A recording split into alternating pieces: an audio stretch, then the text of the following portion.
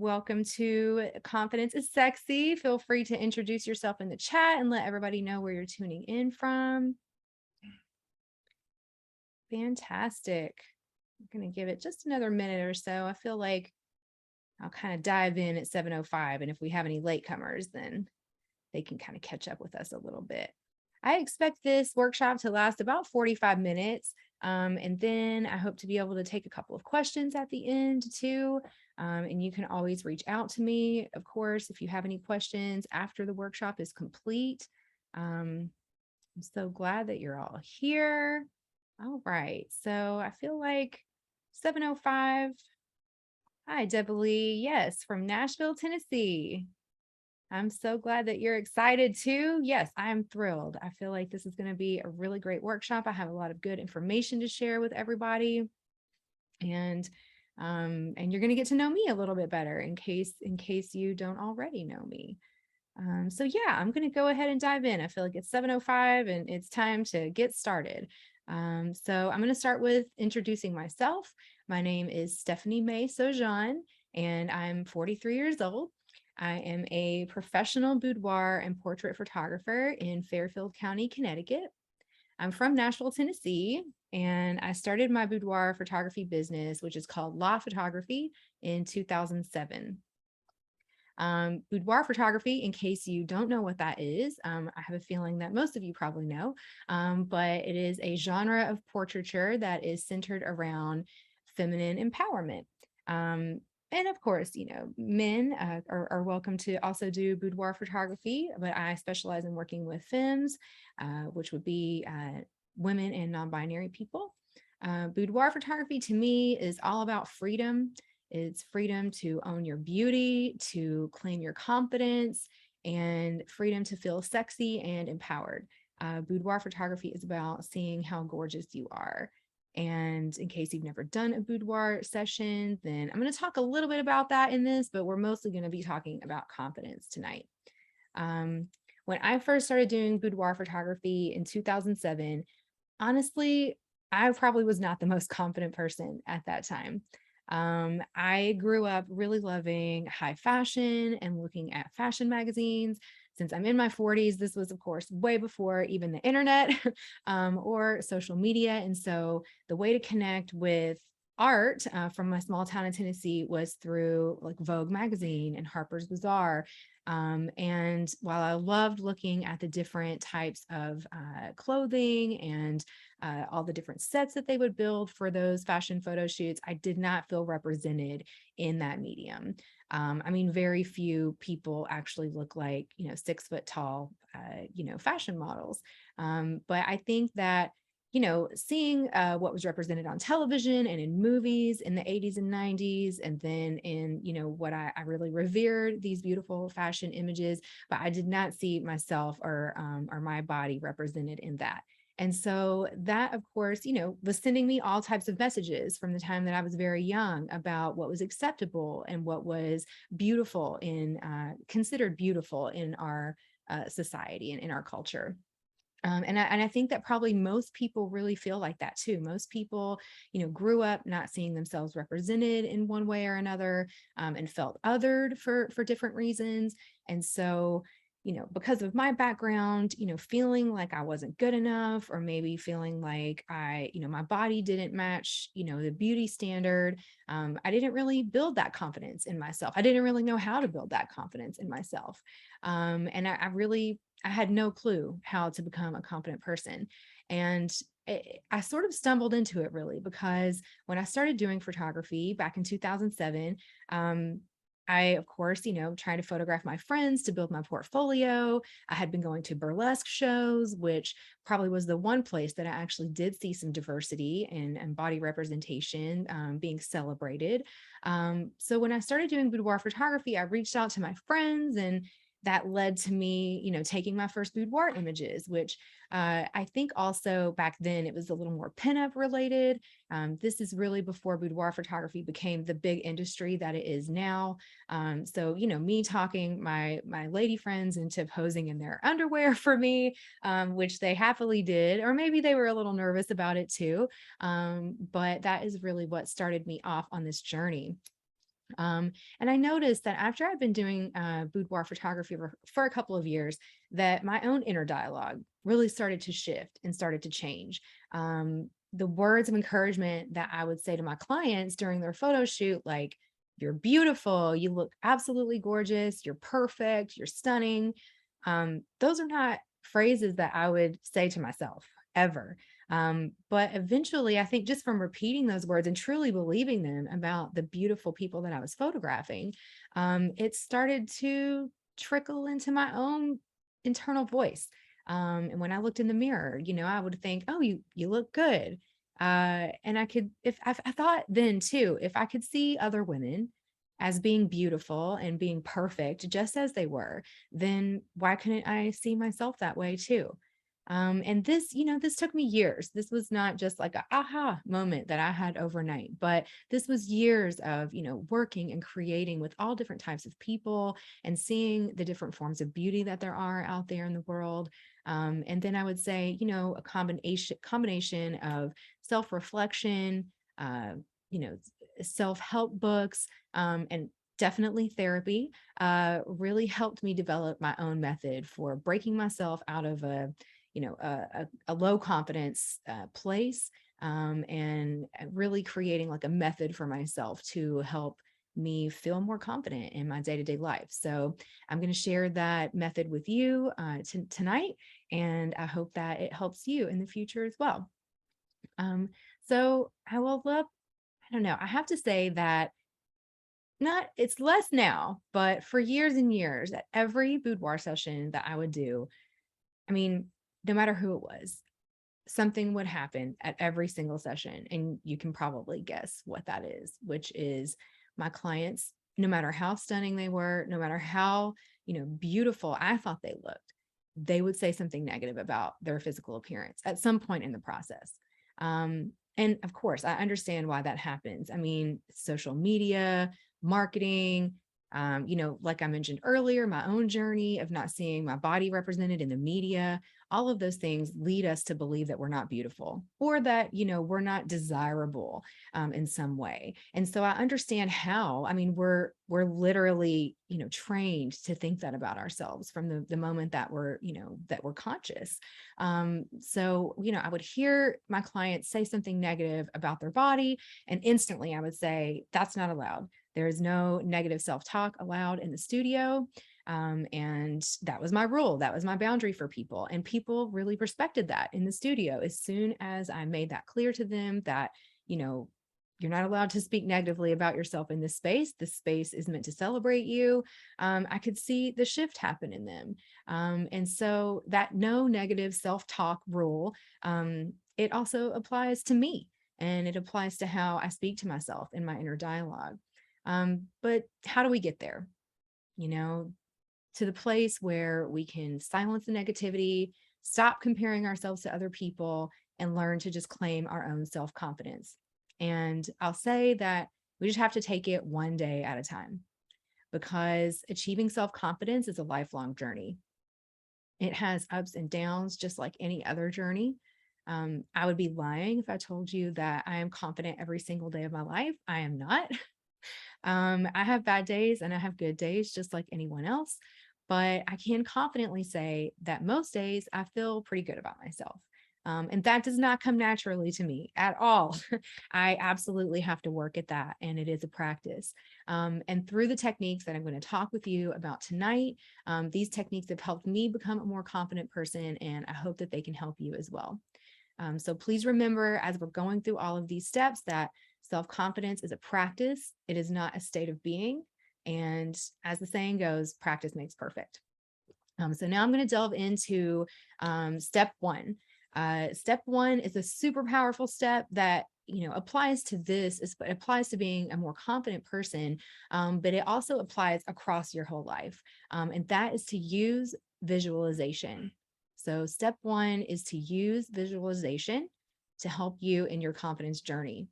So I'll say, take a moment right now to, just stop what you're doing, close your eyes, and picture yourself surrounded with white light, with a big smile on your face, and being 100% confident. Your head is held high.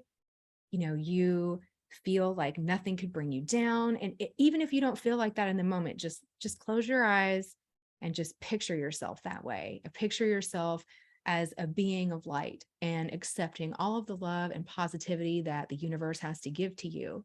Another thing that you can do with visualization is to picture yourself achieving a big goal that you're working toward. Whether it is, something career related or something health related, or maybe a relationship that you're, trying to improve.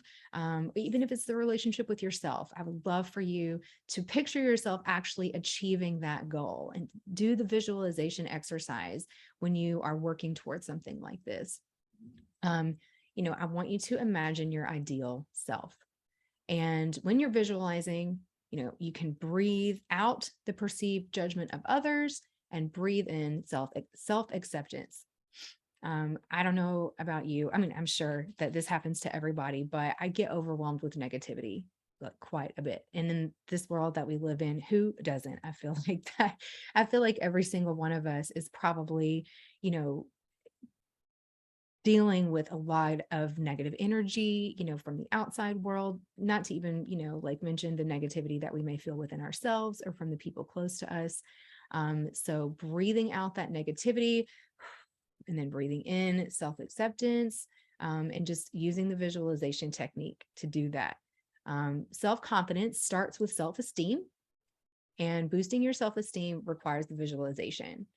I feel like you can't really skip this step. I mean, you can. If this feels like cheesy to you or like hokey to you in some way, then I encourage you to just try it. Just give it a try.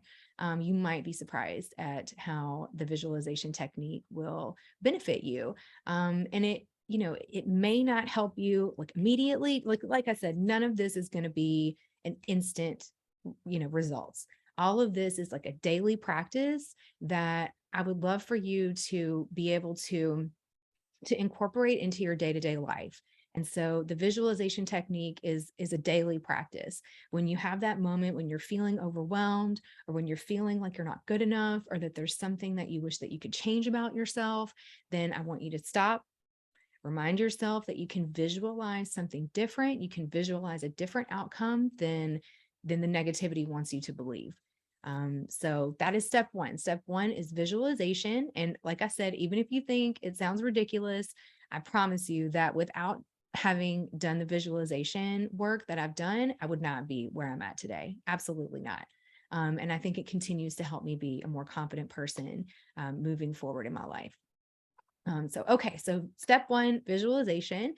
Step two, and you probably have heard this one before, is to stop comparing yourself to other people. And this is so hard. This is not an easy thing to do. And especially like social media is so addicting. I mean, social media is, like wired for our brains for us to just like scroll and look into other people's lives. And it might seem like everything that you see on social media, these people have perfect lives, or they look amazing, or they're completely put together, and maybe they have no problems, but we all know that that's bullshit, right? Because social media is curated. It is curated to make it seem like the ideal version of themselves. We all do that. Like, I'm not about to post a photo of myself on the internet where I don't feel like I look good. It's curated. So, social media, I think, and not even just that, it's even the things that we watch, and that if we, and as we're going out into the world and seeing other people, it's hard not to compare yourself. If you've always wished that you looked different, if you always wish that something about your physical appearance was different, and then you see someone in the world or on, social media that has that feature or that looks in that way that you wish you could, it's so hard not to wish that you looked different. So this is why I think it's so important to curate your own social media. Because you are completely unique. You are beautiful just like you are. There is no one else like you, and that is to be celebrated. But if you're constantly, being pulled back down by the media that you're consuming, then it's definitely time to make a change with your social media. Curating my social media has been one of the best things that I've ever done for myself. I would say start by unfollowing or muting, any and all social media accounts that make you feel bad about yourself. All of them, just unfollow them, whether it's an influencer or a celebrity, or even if it is like a friend or a family member. If you find yourself feeling less than when you're scrolling through social media, you got to hit that mute button. You got to unfollow them. They probably will not even notice because people, I mean, I don't know who's going through their friend list to see who's following them. And if they're noticing that, then that's on them, right? That's their problem. It's definitely not yours. And in the same vein of that, I would say when you're curating your social media, when you're unfollowing or muting these accounts that make you feel like you're less than, then you can actually, and this is the beautiful thing about social media, is that you can find social media accounts that make you feel good about yourself. You can find social media accounts that, maybe they are encouraging you to love yourself just like you are, um, or to be inspired in some way. There are so many different beautiful like influencers out there who are non-traditional, are doing something different. And I feel like, I follow a lot of those types of accounts because I want to know what other people are teaching. I want to know what other people are doing. And so I definitely have taken a lot of time to curate my social media, and that has been a big, big step for me. I highly encourage you to do that. Um, one of the things that I do, like one of the reasons why I follow a lot of these, self-confidence, body positivity, self-love social media accounts is because I'm constantly trying to get more content for my group, my VIP group on Facebook. It's called Law Photography Suite. Some of you may already be members of my group. So this is my online social club, I call it, where it is really geared towards empowerment. It's geared towards body positivity, or at least body neutrality. And I'm going to talk about that in a little bit too. My group, I try to bring as much content in there that is encouraging to people to just stop and really love themselves right where they're at. So if you're not already a part of the group, then I'm going to post a link at the end of the workshop where you can come and join us there. So to sum that up, there are a lot of ways to be inspired on social media, and it's better to be inspired than to feel inadequate. So if somebody's making, and nobody can make us feel a certain way, like that's a whole other topic. But if you find yourself feeling badly when you're looking at different social media accounts, unfollow them. Just let that go, because there's no need to punish yourself if if that is a reaction that you're having. So that was number 2, which is stop comparing yourself to other people, stop the comparison game. I could probably spend an entire workshop talking about that, but I'm going to move on. I'm going to move on to number 3. Number 3 in my 5 tips for better self-confidence is to celebrate your achievements. So I have personally been thinking about this one a lot lately, and I've been writing about it a lot because I feel like I struggle with this. I struggle with this.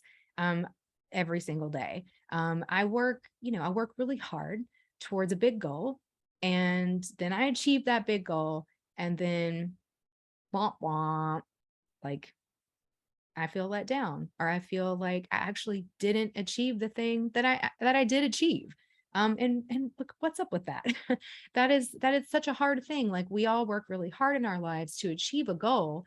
And whatever it is that you're working toward, whether it is, like a career goal or a health goal, like I was talking about earlier, like a relationship goal, once you achieve that goal in your life, whether it's personal, professional, whatever, you have to celebrate it. You have to actually make the time and energy to celebrate that goal.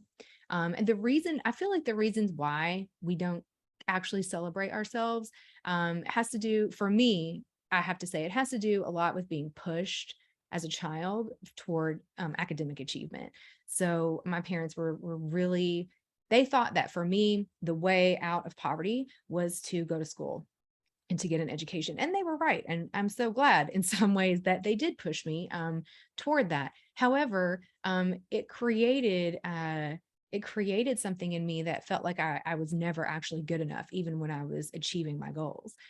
So I've had to think about like, how can I actually, celebrate myself? How can I actually honor achieving? How can I actually honor achieving these goals that I've been working so hard toward? Um, and so there are a few tactics that I've been working on, and these are starting to work for me. One of them is by writing down your accomplishments, like pen to paper. You can type it if you want, but I honestly feel like there's a magic that happens when you put pen to paper and actually physically handwrite something out. And so writing out, you know, I achieved my sales goal at work this week, or I did yoga twice this week, like I said I was going to do, or, whatever it is that you are achieving in your life, take some time and actually put pen to paper and write that down, because it becomes concrete in that moment when you write it down. I mean, we could, sail through life having accomplishments here and accomplishments there and look back and feel like, did I even accomplish anything? And of course you did. Of course you did. It's just you have to actually have them concretely in front of you so that you can recognize that. And when you've done something big for yourself, when you've done it, it's good to acknowledge it and to be thankful for it. And having the gratitude, of course, is super helpful. Like if you can write it down, I achieved this goal and I'm thankful that I achieved it, because gratitude always helps me just cement that in place. And then once you have your goals written out, that's automatically going to boost your confidence. You're going to see like, oh, I actually did this thing that I said I was going to do, or I actually, set out to achieve this thing and now I've done it. And having those written down, I mean, get yourself a little notebook. I'm a big fan of, just like spiral notebooks. You can see all the little notes that I write to myself constantly. It doesn't have to be a fancy journal, even though it can be. Like if you want to get yourself a fancy journal and that's your accomplishment journal, then I highly encourage you to do that. But even if it's just on a scrap of paper that you tape up to your mirror that you see every day, then I think writing it down and really having it be concrete and practicing gratitude around that is really, really good step. So another thing that I would say to do is, to celebrate yourself and to honor yourself and the goals that you're achieving, is to make an announcement about it. Being congratulated is a wonderful feeling. We're used to being congratulated around things like maybe getting married or graduating or getting a new job or something like that. And that, when you post about that on social media, or when you tell your friends and family and you get the congratulations, let that sink in for you. Let that feeling of being congratulated really sink in for you. And I have to say, if you're not feeling proud of yourself, then maybe it's time to treat yourself to something nice. You know, maybe you need like an outward acknowledgement of your achievement. For me, I have this jewelry company that I've had my eye on for years, because to me, one day, like buying myself a really beautiful piece of jewelry is going to be a sign of an accomplishment that I've done. And I'm not there yet. I have not made that purchase yet, but I signed up for their email list and I get the emails. And sometimes I look at them and think, one day I'm going to be able to do this. And I'm going to have this, this outward representation of an accomplishment that I've made. And that's a goal of mine, one day to be able to do that. And I have a little reminder, in my inbox that I'm not going to unsubscribe from that email list, because to me, one day when I achieve the goal that I've been working toward, I am going to treat myself to that. So maybe you find some way to treat yourself. It could be, there are so many options for treating yourself. I feel like you could, take a big trip somewhere. You could cross something off of your bucket list. I mean, and if you don't have a bucket list, then I highly suggest that you make a quick list of things that you want to do before your time on this earth is up. I know that I have a list and it's pretty long, but I've checked a few things off of it too. If you are thinking of, buying something that you've always wanted but never budgeted for, that can be another way to celebrate yourself, and to have something concrete that you can look at and say, I achieved my goal, and then, I earned this thing. And it all comes from you. It doesn't have to come from anybody else, like outside. Outside influences may tell us what we want all the time, but for you, like, what do you actually, want for yourself? So, okay, so I'm going to wrap that one up and say that celebrate your achievements, the small ones, the big ones, and everything in between. It's so, so, so important to do that. And yeah, I want you to write them down, take some time and write them down.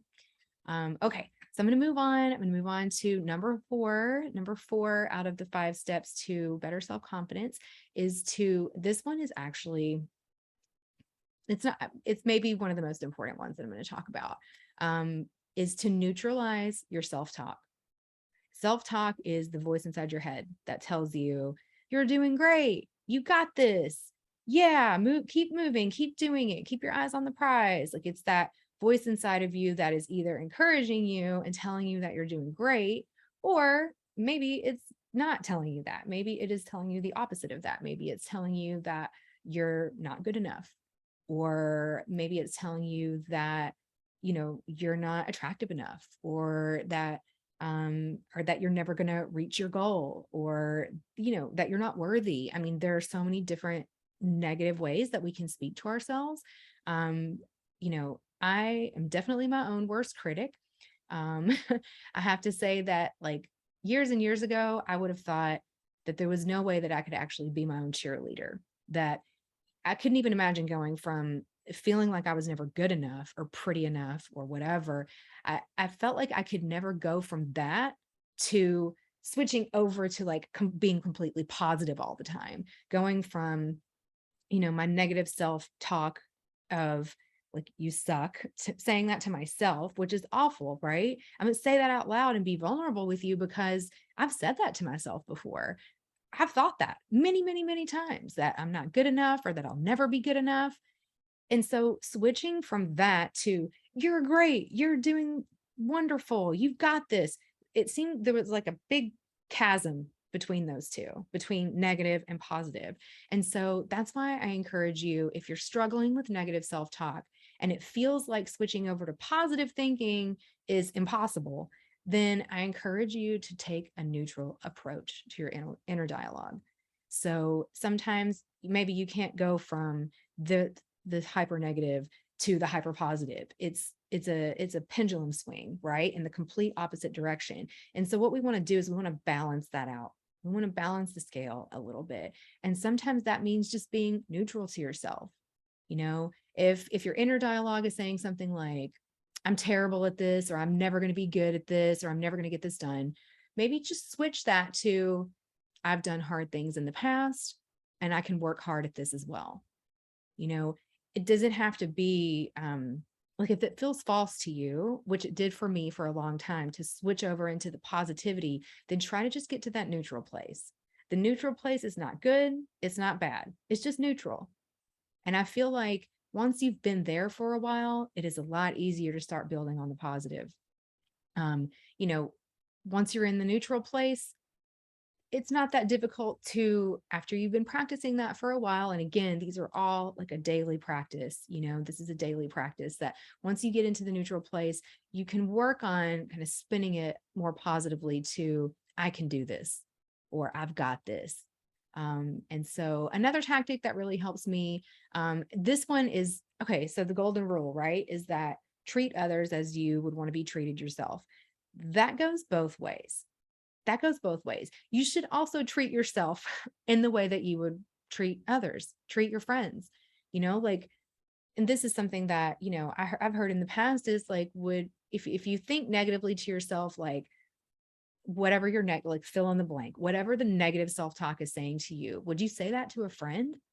Like, probably not. I hope not. I mean, I would never tell my friend that they weren't good enough at something, or that no one was ever going to love them, or, whatever it is. I don't want to make any assumptions about what anybody else's negative critic will say to them. But my critic used to be pretty cruel. And I think I heard this somewhere along the line, or along the way of, would you speak to a friend like you speak to yourself? Absolutely not. I would be really kind with my friend. I would really encourage them. And so I feel like that applies to the way that you talk to yourself as well. If you find yourself in, speaking negatively to yourself, then let's try to hit that neutral point, get into the neutral point, and then think about, what would you say to your friend? If your friend is struggling with, an issue, how would you encourage them? And then try to apply that to how you would encourage yourself as well. um, when it's all about empathy. It's about triggering that empathy that you would have for your friend, like you feel for your friend who's maybe going through a breakup, or maybe lost their job, or or maybe just hasn't been feeling good about themselves. You have empathy for your friend, and you're going to encourage your friend. So when you have empathy toward yourself, it starts to change the way your brain works, and it allows you to switch off that negative inner critic. Um, another tactic that I really like to use is affirmations. So for years, I thought affirmations were bullshit. I was just like, that's something that other people do. I'm not going to say things out loud to myself in this way. It felt really false for me. It felt really fake. And that was until I actually found affirmations that really resonated with me. I definitely have affirmations now that I say to myself. And if you're not sure what affirmations will work for you, I encourage you to do a little bit of research on that. There's so many great affirmations out there at your fingertips. And start with one. Start with one affirmation. And again, pen to paper, write that affirmation down and then say it out loud. If you don't want somebody to overhear you, then say it to yourself in private. But I can tell you that my partner hears me say my affirmations all the time, and they work. It absolutely, absolutely works. To use affirmations. You can write them down on sticky notes and put them up on your mirror. You can write them in your notebook. You can say them out loud. You can use them as like a mantra. And so, yeah, affirmations is a really great way to develop your confidence. If you're feeling low, speak your affirmations out loud. And even if you don't believe it, just do it. Just do it. Because when you speak something out into the world, words have magic, words have weight to them. And it changes the energy around you when you're speaking to yourself in a positive way. Even if you don't necessarily believe it yet in your heart and in your mind, by speaking the words out into the world, you actually are shifting the energy around you into a more neutral and even a more positive place for yourself. So I'm going to just check the comments really quickly because I see I'm getting some comments here. Hi, Jackie. I'm so glad you're here. Hi, Kelly. Thanks for being here. Ooh, Jackie said that a resource for daily affirmations is Vibe on Instagram. That's VYBE. Oh yes, Debbie says that she highly recommends posting affirmations as notes around your house, room, and personal space. It makes a difference to see that and then say it on purpose every day. I love that. Thank you for sharing that with us, because purpose is a big part of this too, like being purposeful and being direct. And so I love those tips. Thank you for sharing those. Okay, I'm going to move on from the neutralizing your self-talk, which was number 4. I'm going to move on from that into the final step. And this final step is the most important by far, and it's also the hardest. But that final step, step number 5, is to take action. Take action. I think it's probably becoming clear from everything that I've been talking about that attaining self-confidence takes work. It is not going to just come to you. You're not just going to stumble upon it out there in the world and think, oh, there it is. There's my self-confidence. No, like you have to actually develop this as a skill, and skills take practice.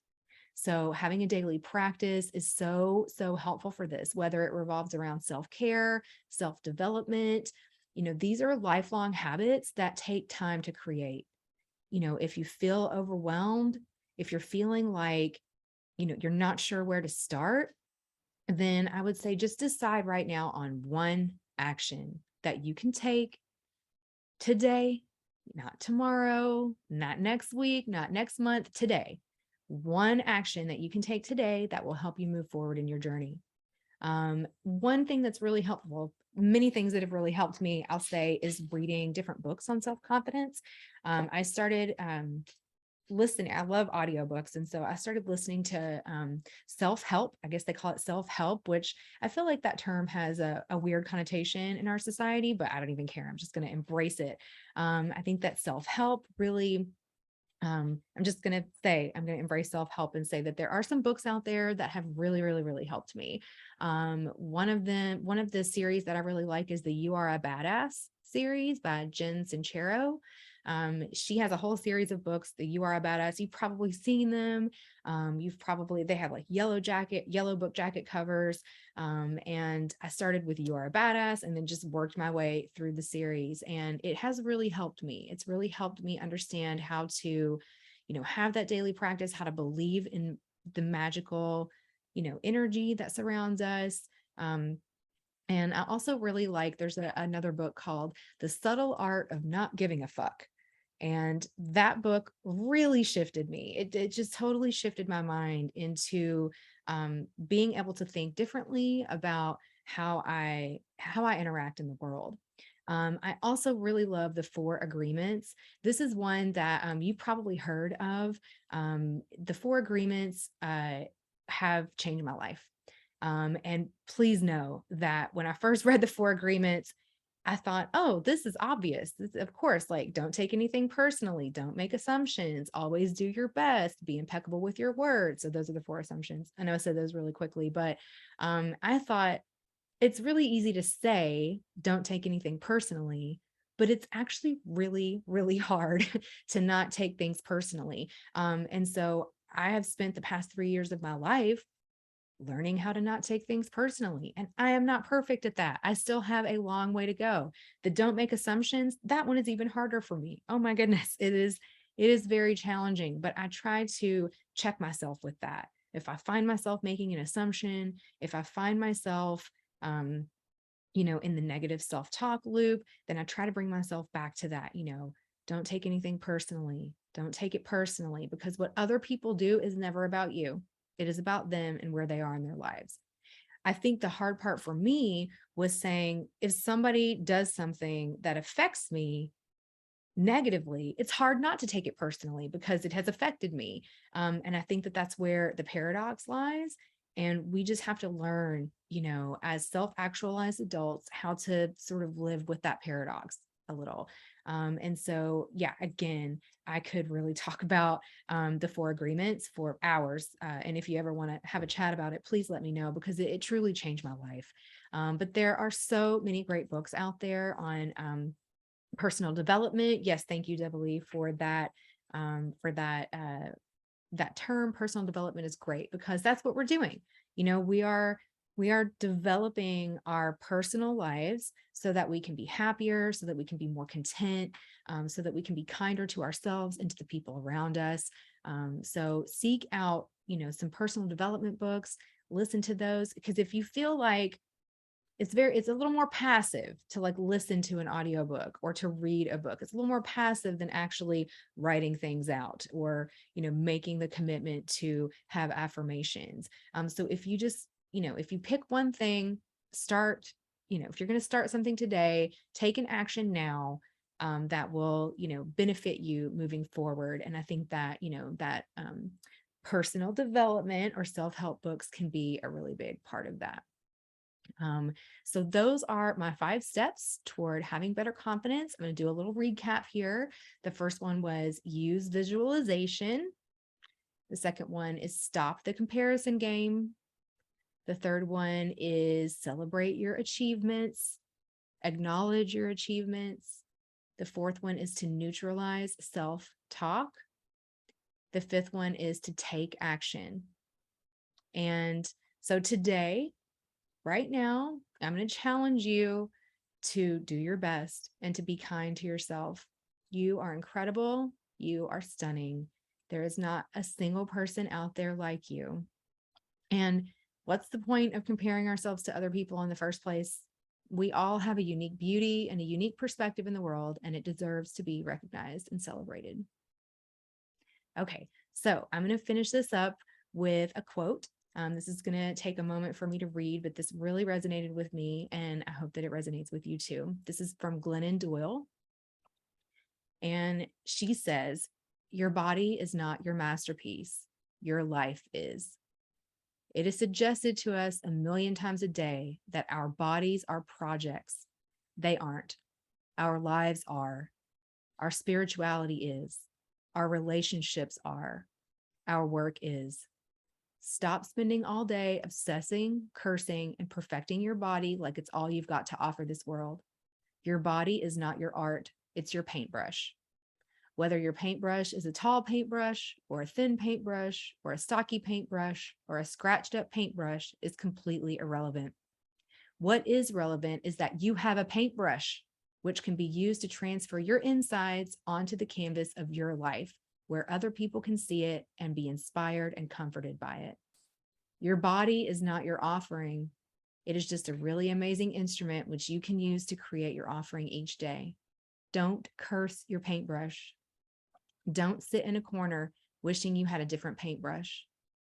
You're wasting time. You've got the one you've got. Be grateful, because without it, you'd have nothing with which to paint your life's work. Your life's work is the love you give and receive, and your body is the instrument you use to accept and offer love on your soul's behalf. It's a system. We are encouraged to obsess over our instrument shape, but our body shape has no effect on its ability to accept and offer love for us. Just none. Maybe we continue to obsess because as long as we keep wringing our hands about our paintbrush shape, we don't have to get to work painting our lives. Stop fretting. The truth is that all paintbrush shapes work just fine, and anybody who tells you different is trying to sell you something. Don't buy, just paint. No, wait. First, stop what you're doing and say thank you to your body right now. Say thank you to your eyes for taking in the beauty of sunsets and storms and children blowing out birthday candles, and say thank you to your hands for writing love letters and opening doors and stirring soup and waving to strangers. And say thank you to your legs for walking you from danger to safety and climbing so many mountains for you. Then pick up your instrument and start painting this day beautiful and bold and wild and free and you.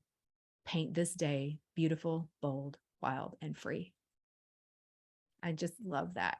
And I felt like I should share that with you. I hope that you enjoyed that. Okay, so I really, this was my presentation. This is my workshop. I want to give you some more information on how to keep up with me and everything that's happening with my business, Law Photography. There are a few options here.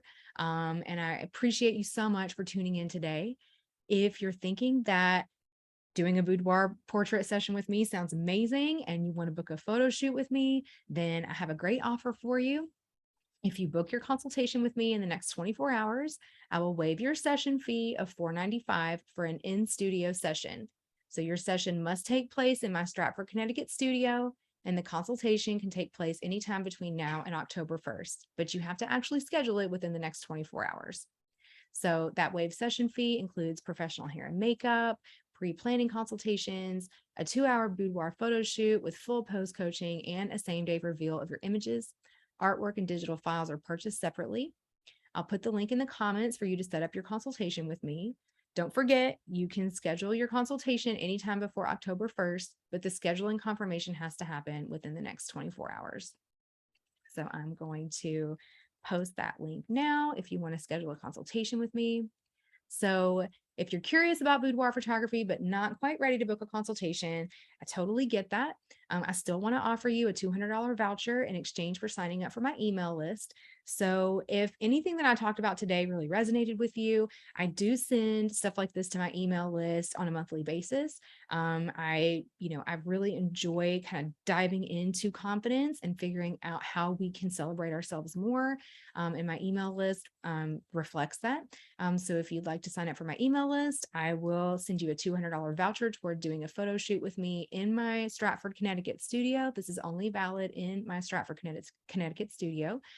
I'm going to drop that link in the comments, and then you can sign up for the email list. As a bonus, you'll receive a free posing PDF when you sign up. So I'm going to drop that in there. If you're not already on my email list, then you can join me there. And then finally, if I mentioned this earlier, I have a Facebook group called Law Photography Suite. This is a nationwide group of women and non-binary humans who are supportive, empowering, and honestly, just really freaking cool. You'll also get first dibs on unique opportunities to create with law photography, including flash sales, limited edition sets, muse calls, and members only group shoots. Content including behind the scenes, exclusive imagery, before and afters, and invites to online and in-person events. We also have a quarterly book club in there, which I still need to figure out what I'm going to read for that next, and live content like opposing webinars that I do. So I'm going to drop that link in here. Please feel free to join me in my group if you're not already there. And with all of that said, I want to say a big thank you to everyone who took time to join me tonight to listen to this workshop. I do have time for a couple of questions if anyone wants to ask me anything. If you want to ask a question, please just type question in the comments and I will unmute you. Also, Jackie, thank you for all of your amazing comments. I appreciate you. Yes. Oh, I'm glad you enjoyed that quote, Donna. It really is a really special quote. Oh, question. When am I coming to Nashville? So I will be in Nashville later this month. And I'm currently booked up for that trip. But I do have a couple of spots available in October that I'm looking to book. So I have October 21st and 23rd available. So if you're thinking of creating with me while I'm there, please get in touch with me. Jackie, oh my gosh, I see your gorgeous face. It's been so long. Thank you for tuning in. Y'all, I've been photographing Jackie for over a decade. Yes, it's so good to see you. So does anybody, you have a question, Mary? Okay, let me get in here and unmute you really quick. Here we go. Okay. Oh, thank you. Yeah, thank you so much, Stephanie. This was really nice. I loved all the information. And I guess one of my questions would be, when you use visualizations, what are some visualizations you're using? Or Oh, sure. Oh my gosh. Yes. So I love visualization. It really has changed my life. I have to close my eyes, and I think about myself as like a being of light. I imagine myself like not only bathed in light and white light, but I also imagine myself as emanating light, as being a being of light and projecting that from my chest area. So we are all magical beings. We are all, souls trapped inside of bodies. So, you are not your body. You are your soul that is within your body. And so I will visualize my soul, I guess, as emanating from my body. I also really like to visualize myself like standing in a power pose. I love a power pose. That's like the Wonder Woman pose, hands on the hips, legs, feet spread apart, like, just imagine myself standing really strong. And then it depends on what goal I'm working toward, So last year, some of you may know this, is that I've been working toward buying a home with my partner, Victor, for years. And we were displaced during the pandemic in 2020. We had a big setback with buying a house. And it just felt, it felt kind of unattainable for a while. And so I spent literally months and months and months visualizing the two of us and our dog Ziggy. I spent months visualizing us being in our home and finding the perfect home. I thought, this is what it will feel like when I finally find my home. And we did it. We bought a house last September. It is my dream house. It is an old Victorian house in Stratford, Connecticut, and I'm so pleased with it. And so it depends on the goal I'm working towards. So for the longest time, it was buying a house. And so I imagined, what the home would look like. For me too, like, I think lately my big thing is trying to move my body more and trying to be more connected with my physical body in a way that allows me to feel stronger in my body. So I really need to work on visualizing myself as stronger and healthy. I had COVID about a month ago. And it really knocked me down. Like I'm, vaxxed and boosted and all of that, but um, I'm still struggling with it. Like I'm tired and I get headaches, and I've been finding it kind of challenging to recover from that. And so my visualization now is really related to like my health and feeling really, really connected with my body as much as sometimes it doesn't do what I want it to do. I think that's just having a body. I think everybody deals with that. So I just imagine myself as strong and healthy. I liked one of my affirmations is I'm healthy, wealthy, and loved. So I tell myself that, and then I imagine myself, in a power pose, just feeling really strong. I hope that was helpful. Yes. Great. Does anybody else have a question? Oh, let's see. Oh, Liddy Claire says, we're just moving bowls of stardust tapioca that got extra haunted. Okay, you're speaking my language. Yes, I completely believe that. Yeah, that's perfect. And yay, I'm so glad. Thank you for joining. Does anybody else have a question or anything that they want to contribute? All right. Seems like we're probably ready to wrap up then. Thank you again so much, everybody, for tuning in to this workshop. I hope that this was helpful for you. I would love to hear from you. Please feel free to reach out to me. You can message me on Facebook. You can email me if there's something in particular that you want extra guidance on, or that you want my opinion about, or if you just need some encouragement. I would love to contribute that to your life in some way. So awesome. Yes, you're all very welcome. Thank you so much. I hope everybody has a great night. Okay, bye.